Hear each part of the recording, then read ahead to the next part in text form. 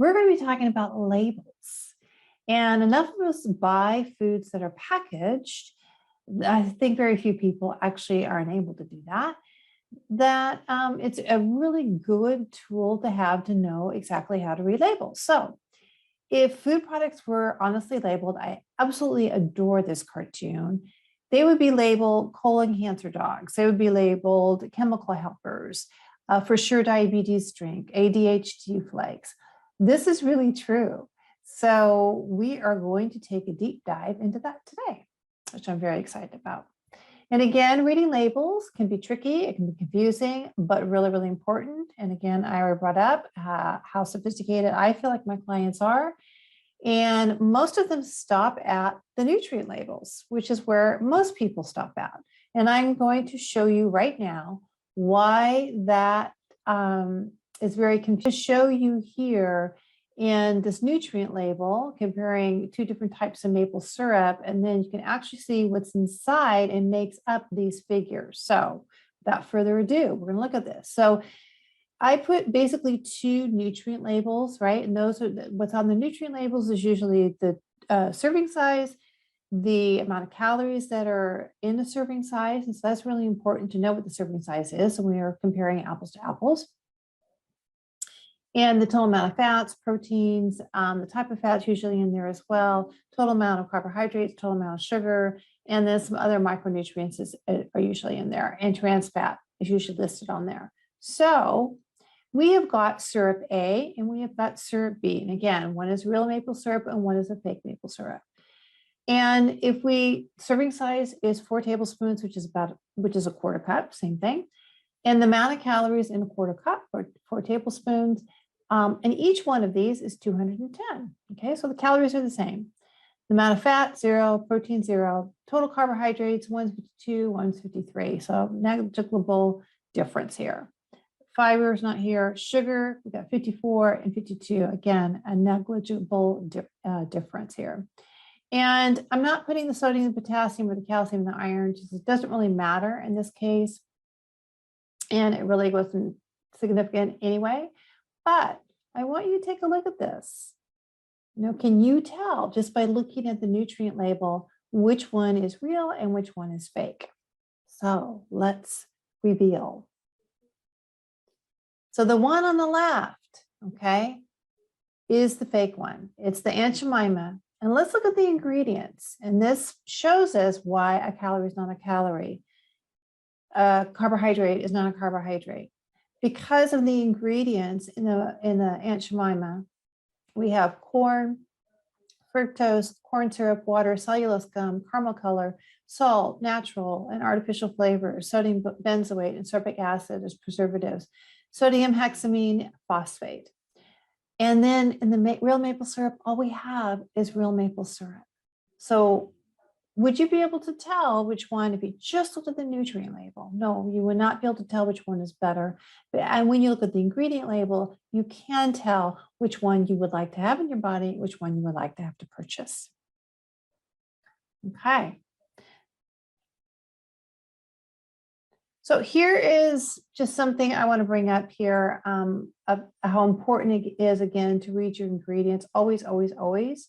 Nutrient labels are important, but ingredient labels are perhaps even more important. So, most people don't even know how to make cakes or muffins anymore. It's just basically flour, sugar, eggs, which is your binder, and maybe some type of fat and some leavening. That's really all that should be in it. It's very, very easy to make. If you buy a boxed muffin mix or cake mix or something like that, this is what you're going to see. Sugar is number one ingredient. And then we have our enriched flour, and it tells us in the parentheses was in that enriched flour. Then we have vegetable oil, shortening, partially hydrogenated soybean oil, which means that there are trans fats in it, even though it might not be on the label. Soybean oil is a genetically modified crop, unless it says organic. So we're getting GMOs, we're getting trans fats. We have propylene glycol, mono and diesters of fat, leavening, okay. And then we have the wonderful food colorings, yellow 5 and red lake and blue whatever. So this is an awful lot of junk to basically get to the same thing as if we were just to pull things out from scratch. So I just want to, again, point out the importance of reading ingredients of things that you think might be fairly innocuous. One more example here, barbecue sauce.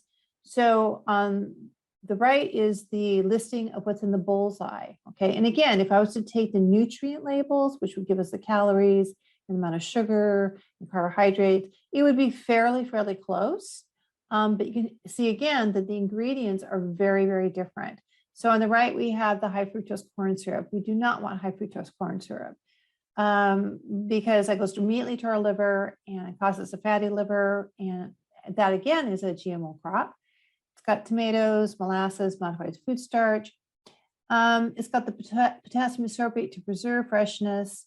So it's not horrible, other than the high fructose corn syrup. It's pretty horrible. And then the potassium sorbate, why do we need to do that? Okay. Now over here on the left, I don't have a picture of it, but this is the barbecue sauce from Trader Joe's. First ingredient is not sugar. First ingredient is water. Second ingredient is apple cider vinegar, tomato paste, molasses. Then we have cane sugar. So cane sugar is not a modified crop.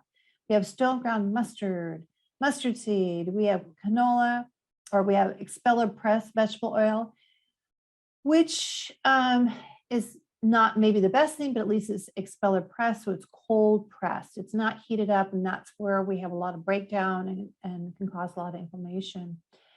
The other thing about this, everything that is an asterisk means that it is organic. So even though canola oil and soy oil are typically genetically modified crops, if they're organic, they're not going to be genetically modified. So this is a much superior barbecue sauce than the bullseye. And just looking at where the cane sugar is listed, it's going to be also a lot less sugar. And a lot of people say, I don't eat that much sugar. Well, I'm not so sure. And here again, that's where it's really important that you do read your ingredient label. You also read your nutrient labels, and you also read the serving size. So jams can have up to 12 grams of sugar. Yogurt can have up to 17 grams of sugar. Your sweet tea, 22 grams.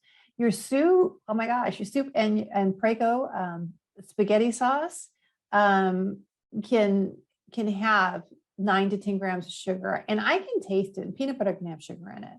Your ketchup, peanut butter, here again, your salad dressing. So you really do need to look at your ingredients. By the way, Max, I don't even know how to say his last name, Lucaveri, is great to follow on Instagram. He does a lot of diagrams like this, and I did steal it from him, but he did a great job, and here we are. So, okay. So here are some of the top artificial ingredients to avoid. There's a list here. If you're in one of my classes, you'll have a list in your companion guide that you can follow along with. The first is aspartame, and that's the same thing as sweet and low. Then we have alsulfame, K, and that's an artificial sweetener. And something like muscle milk that's very low in sugar, that's not that expensive, it's probably going to have alsulfame in it, okay, as a sweetener. And you kind of get what you pay for. You don't want that. High fructose corn syrup, you want to stay from sucralose. Sucralose will also be in something like muscle milk.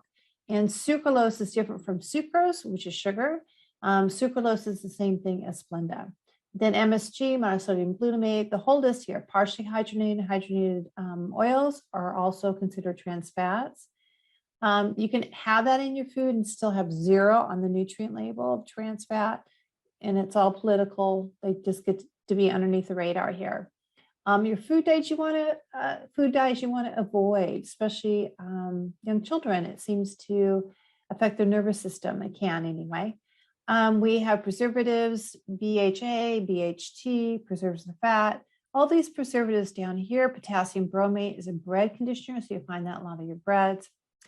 And then GMO seeds, seed oils like canola and soybean would be a no-no. But here again, if they are organic, you're moving in the right direction. These are the top ones to avoid.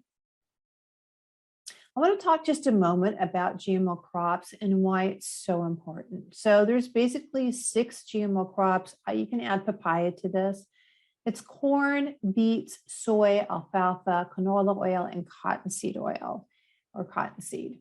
And what exactly is a GMO crop? A GMO crop is not necessarily a hybridized crop, which we might see with a plumquat, or which is a plum and an apricot, or big, huge apples, or anything like that. It's when they've actually bred a pesticide in the seed. So they've actually changed the dynamics of DNA of the seed. And the reason why they do that is so that these crops are resistant to Roundup or glyphosate. So what they can do is to prevent pests, to prevent weeds, and all sorts of things like that. They can heavily spray these crops with the pesticides and not kill the actual plant. So what happens is when we actually eat corn, beets, soy, alfalfa, canola oil, when we eat those, we are ingesting glyphosate as we eat them. Our animals are eating these crops as well, so we're getting a load from them. How can you avoid this? Is basically eating organic corn, and beets. I mean, you might say, well, I don't eat beets. Well, you might be eating beets not knowing it. If you're buying something that is processed and not very expensive, candy, things like that, if it just says sugar on it, on the label, and not cane sugar, then it's made from beet sugar. So your less expensive items will be usually made from beet sugar. So that's genetically modified. Cotton, we wear cotton, right? And cotton is genetically modified, so there's a good chance that we are wearing clothing that has some glyphosate on it. And some would argue that glyphosate, scientists would argue that glyphosate is not absorbed by our body because they measure what comes in and what comes out. That may be true, but there are many, many studies showing that glyphosate really changes our gut bacteria, so our microbiome. And I think it's one of the reasons why we're seeing so many more food allergies, as well as irritable bowel disease, so Crohn's and colitis and things like that. So I think that's contributing to it. So stay away from these. It's not a whole bunch of foods. Just eat them organic as much as you possibly can, whatever you bring in your house. Make these organic, okay? You don't have as much control outside of your home. Okay, something that's really helpful is going to a website. It's the EWG, it's Environmental Working Group. And they have the Dirty Dozen and the Clean 15. This was all the way back in 2017, so it's just a little bit dated, but it's still very, very useful. And I would put that on your refrigerator or put it in your phone, whatever you need to, until you get used to the things that you can and cannot get away with buying organic. So that's a really helpful tool. So I'm going to talk about the myths about eating healthy, and that has to do with labels. It has to do with buying organic and knowing what you're putting in your body. So a lot of people would say it's too expensive. Well, you might be paying a little bit more for organic produce. You're going to be paying probably a lot more for grass-fed meats and organic meats as well. But either you're paying it now or you're paying it down the road with all those chronic diseases or some of those chronic diseases that I listed at the beginning of the presentation. The other thing is sometimes we can get really lucky here. I got lucky the other day and I went into a local health food store that's kind of pricey. I don't go there very often on purpose. And I was looking for something. I thought, I know they carry liver, so I'm going to look for some grass-fed liver. And I found it. And it was about $3.75 a pound. That is next to nothing. And so that feeds me for 3 meals. That, and I can make some vegetables with it. And I'm getting a lot of nutrients and proteins and iron and all sorts of other things that's difficult to get from something other than liver, choline.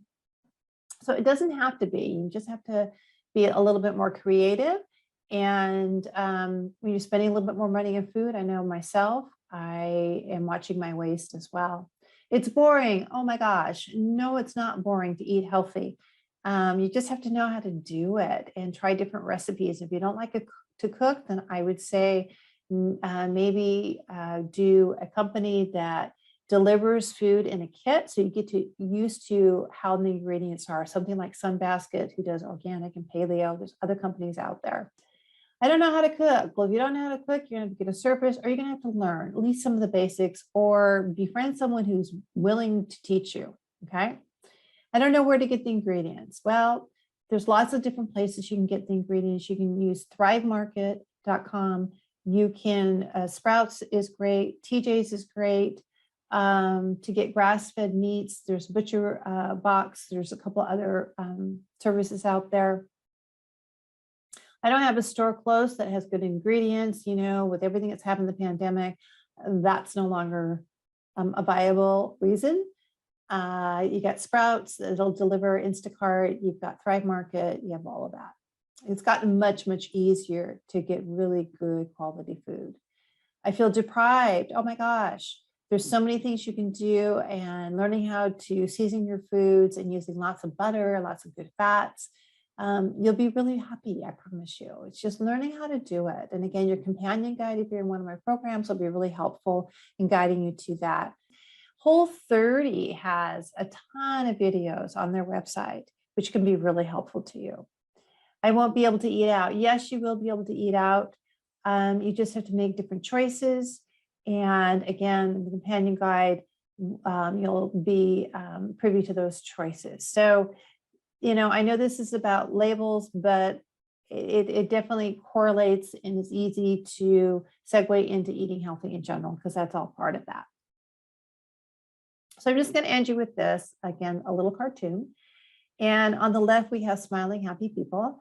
And they're the ones that are buying really good food, because it really does make a difference. And then we have the other people that are choosing to go the pharmacy route, and they look old and they look tired and they're decrepit. And that is really how people look if they make that choice and don't make lifestyle change or don't make lifestyle changes. So I hope this is helpful. I hope that you will, for the next couple of days, weeks, for the rest of your life, really become avid label readers.